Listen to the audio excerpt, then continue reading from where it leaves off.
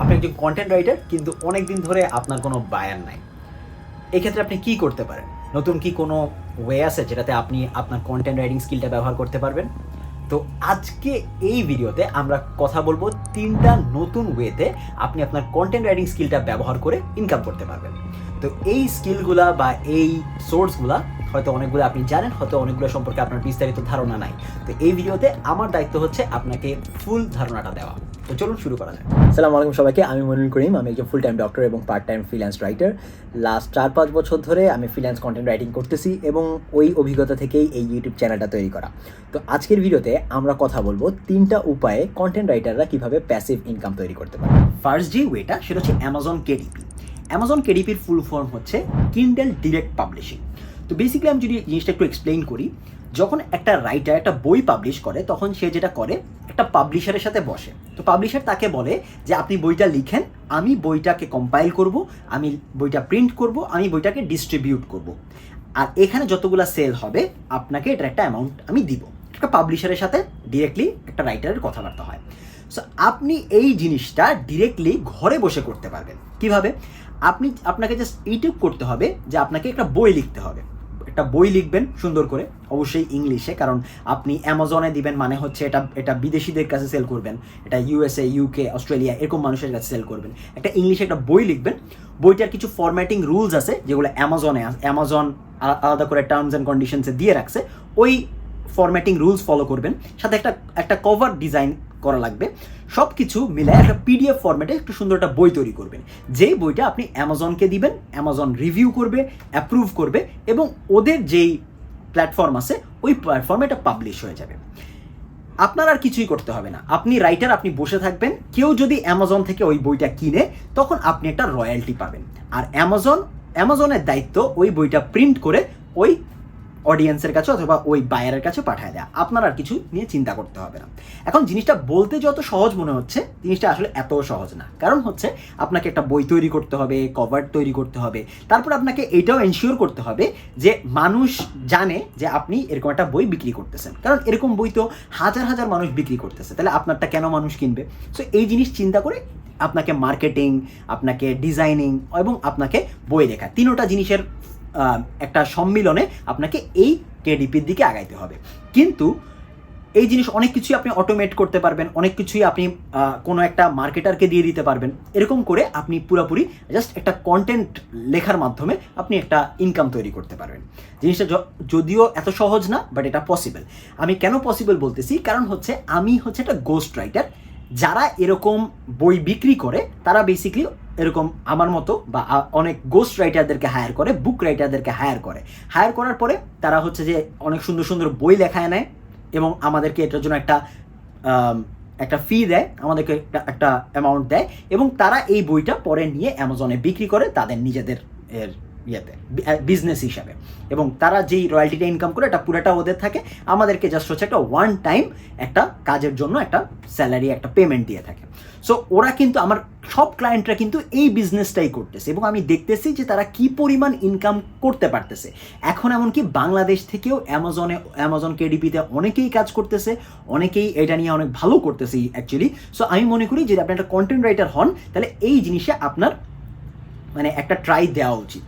আমি নিজেও এটা নিয়ে ট্রাই দিব করতেছি, অনেক দিন ধরেই এই ট্রাই দেওয়ার চিন্তা ভাবনা করতেছি, কিন্তু হচ্ছে সময় হয়ে উঠতেছে না। বাট ইনশাল্লাহ আমি সামনে এটা নিয়ে আমার একটা মিশন আছে। সেকেন্ড সেটা হচ্ছে medium.com। তো medium.com হচ্ছে বেসিক্যালি আপনি এখানে একটা অ্যাকাউন্ট তৈরি করতে পারবেন। এখানে একটা অ্যাকাউন্ট তৈরি করে আপনি আপনার নিজের যা ইচ্ছা, যে এক্সপার্টিজ আছে ওই এক্সপার্টিজ নিয়ে আপনি লেখা শুরু করতে পারবেন।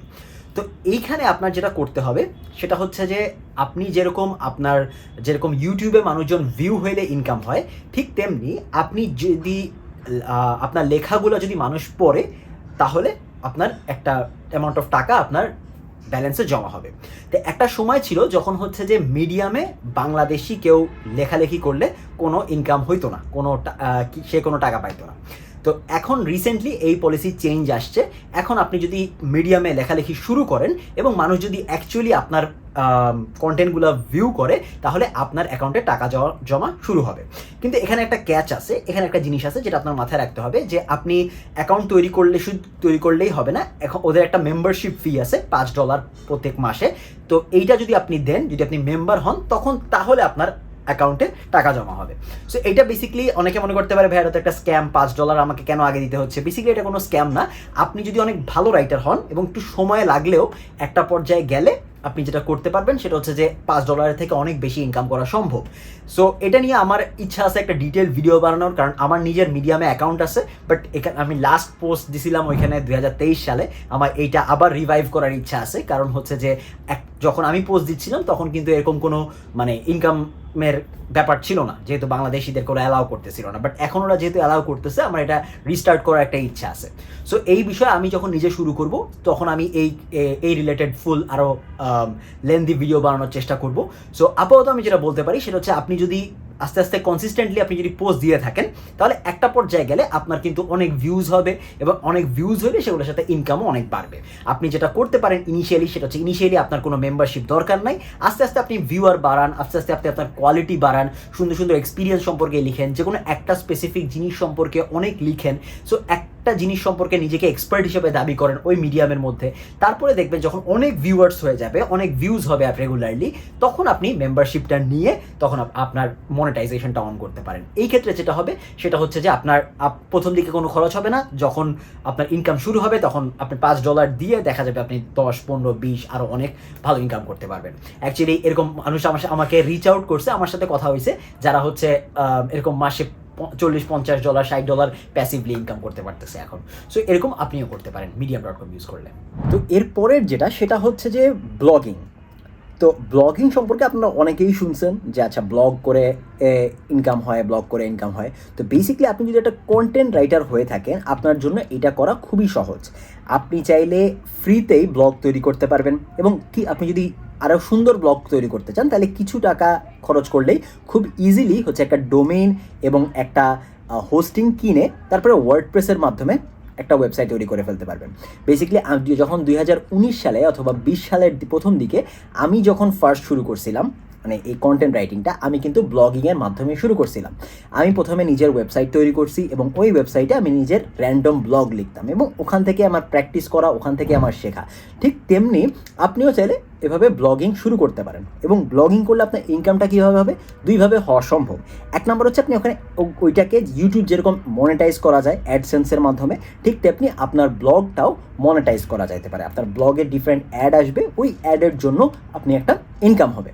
এবং তার সাথে আপনি আরেকটা কাজ করতে পারেন, সেটা হচ্ছে অ্যাফিলিয়েট মার্কেটিং। আপনি আপনার ব্লগে ডিফারেন্ট অ্যাফিলিয়েট ওয়েবসাইট আছে, সেই ওয়েবসাইট থেকে বিভিন্ন লিঙ্ক নিয়ে আপনার ব্লগগুলোতে যদি অ্যাড করেন, এবং সেগুলো যদি মানুষ ক্লিক করে ওই জিনিসগুলো কিনে অথবা ওই জিনিসগুলোর সাবস্ক্রিপশন নেয়, তখন আপনি একটা ছোটো একটা ওখানে কমিশন পাবেন। ঠিক তেমনি এভাবে আপনি ইনকাম করতে পারবেন।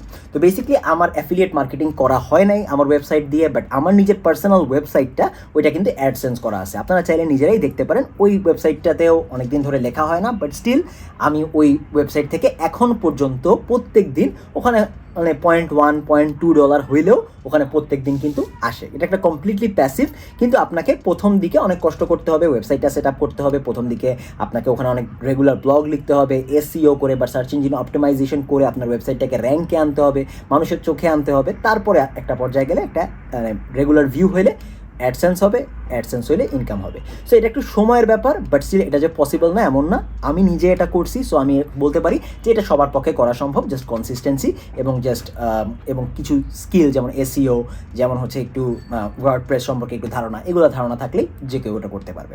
তো এইটা নিয়েও যদি আপনার চিন্তা করেন যে বড় করে ভিডিও করতে, তাহলে আমি অবশ্যই একটা লেন্দি ভিডিও করবো এটা রিলেটেড।